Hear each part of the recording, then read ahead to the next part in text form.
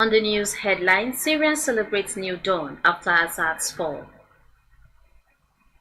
63-year-old man trapped inside 120-meter well in Lagos.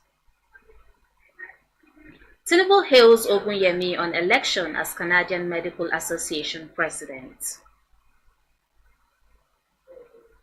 Nigeria risks deportation from UK over alleged paternity fraud.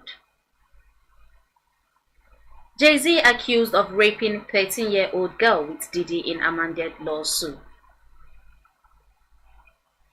Hello and welcome to Leadership TV. I am Nefisat Abdulrahman.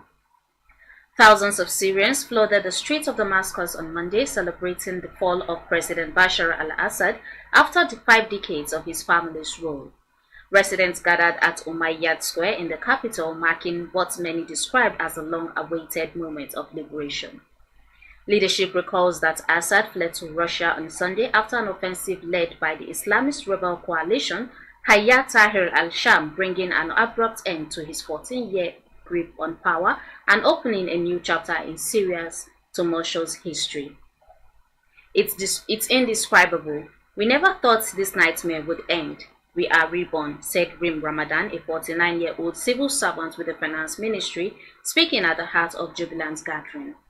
The celebratory mood in Damascus followed a nighttime curfew imposed by rebel forces, now in control of the city.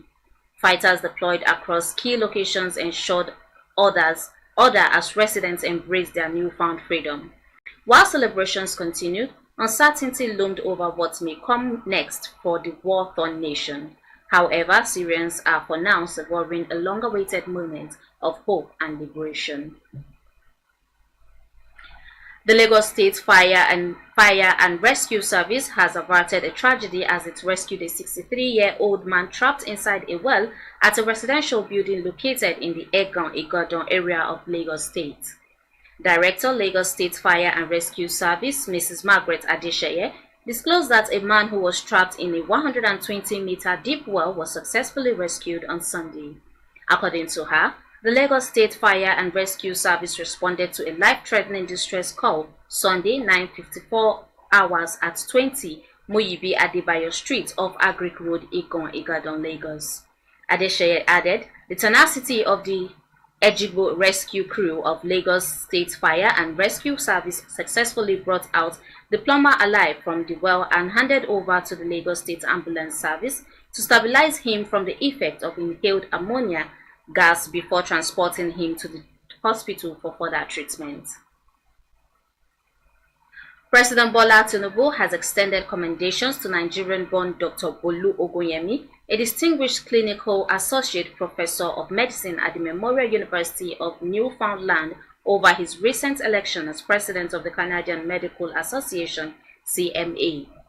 Tinubu, in a statement by his spokesman, Bayo Onanuga, celebrated this remarkable achievement of Dr. Ogunyemi, a renowned dermatologist in St. John's, Newfoundland, and a visiting specialist in Labrador City since 2018. He expressed optimism that the forthcoming approval of Ogunyemi's election at the CMA's annual general meeting in May 2025 will empower and enable him to elevate the association to even greater heights. He also urged Ogunyemi to embrace those who vied for the position as partners in progress. He assured the new president of the Canadian Medical Association of the prayers and unwavering support of the Nigerian government and its people as he takes on the mantle of leadership. A United Kingdom upper tribunal has overturned a court ruling that had prevented the deportation of a 43-year-old Nigerian, Olutobi Ogunbawo. The decision to deport Ogunbawo came after the court ruled against claims by his wife, Maria Adesanya, that the in vitro fertilization IVF treatment was unavailable in Nigeria.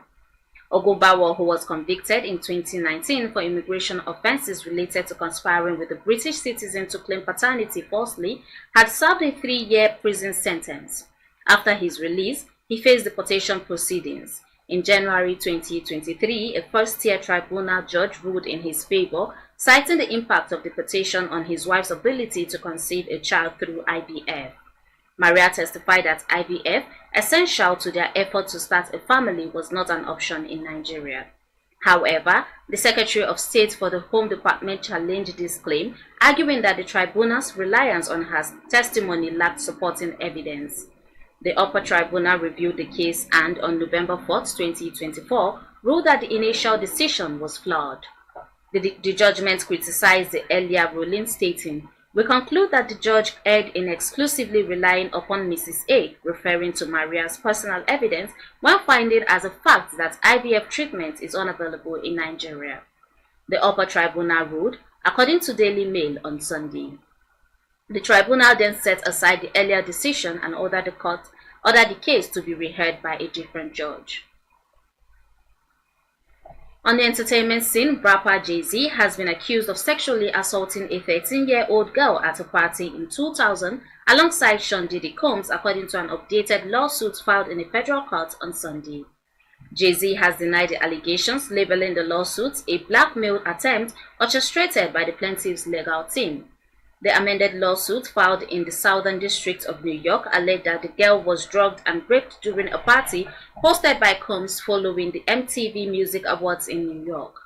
The initial complaint, filed in October, referenced Jay-Z as Celebrity A but did not name him as a defendant.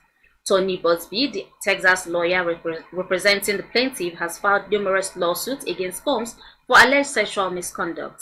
In a statement, Busby said the lawsuit speaks for itself and described it as a very serious matter that will be litigated in court. Jay-Z, in response, denied the allegations in a social media post and criticized Busby's action. And that's it on Leadership TV News. For more of our news stories, you can log on to our website on www.leadership.ng. Many thanks for watching.